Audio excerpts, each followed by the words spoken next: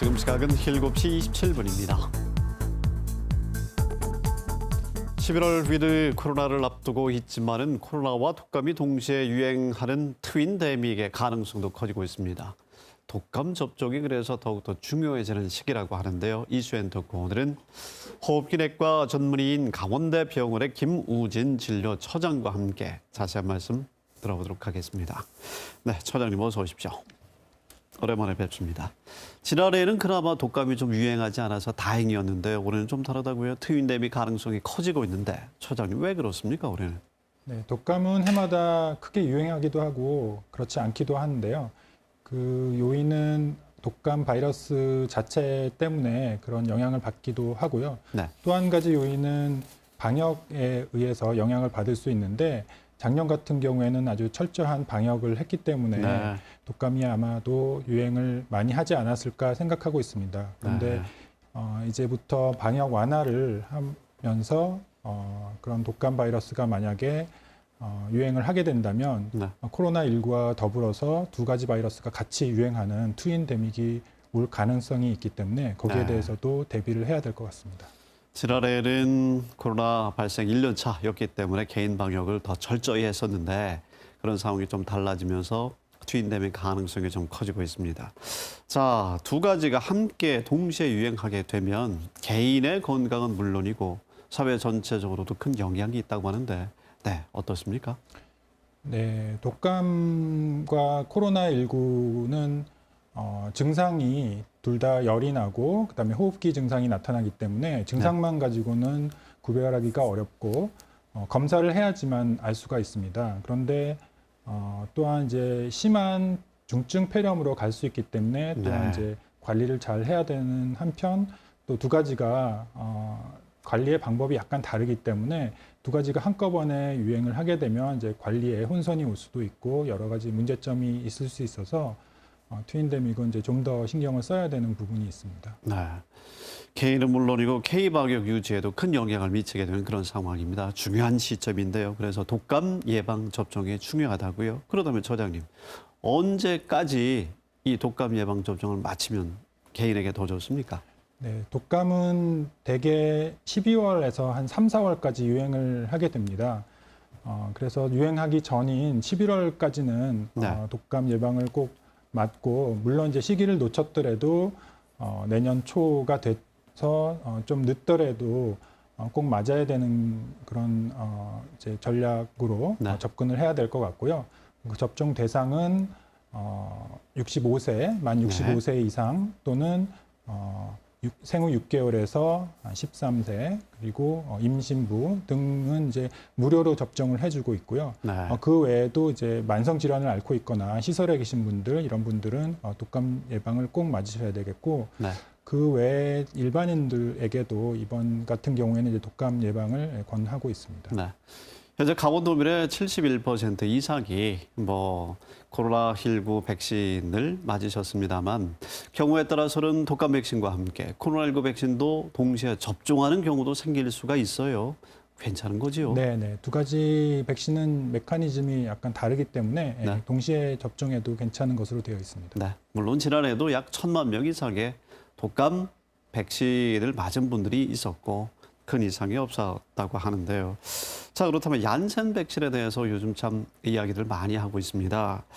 일정 시간이 지나면 이 얀센 백신의 경우에는 예방 효과가 뚝 떨어진다고 하는데 소장님 어떻습니까? 네, 얀센 백신이 한 번만 맞아도 되고 또 시간이 한 6개월 정도까지 그 항체가 유지된다고 해서 작년에 올해 이제 많이 맞으셨는데 최근 연구 결과에서 한 6개월이 채 되기도 전에 급격하게 그 백신 효과가 떨어진다고 해서 이제 부스터 샷을 많이 권장하게 된 그런 계기가 되었습니다.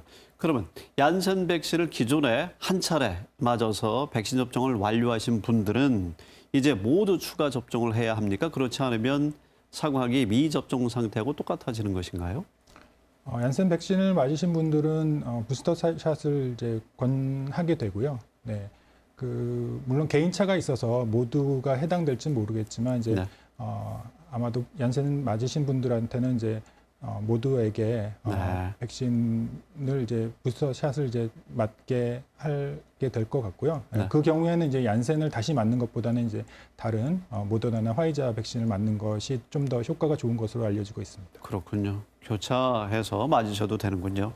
그럼 얀센 말고 다른 백신을 맞은 분들도 있습니다. 그래서 추가 접종이 그러면 3차 접종이 되겠죠.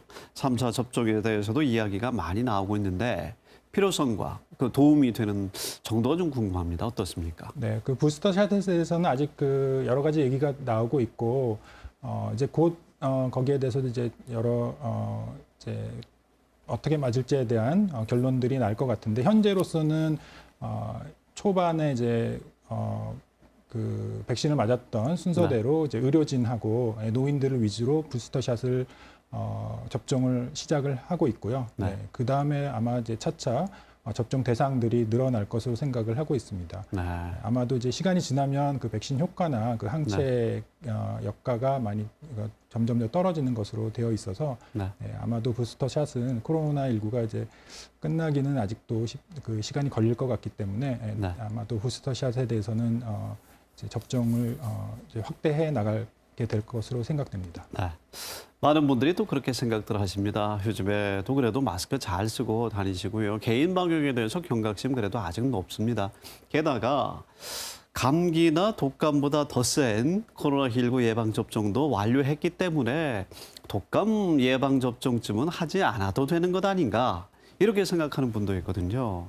전문의로서 어떻게 보십니까? 네, 물론 이제 개인 방역을 철저히 하고 마스크를 쓰므로 해서 독감의 예방이 많이 되는 것은 사실입니다. 그런데 네. 이제 모든 방법들이 다 100%는 아니기 때문에요.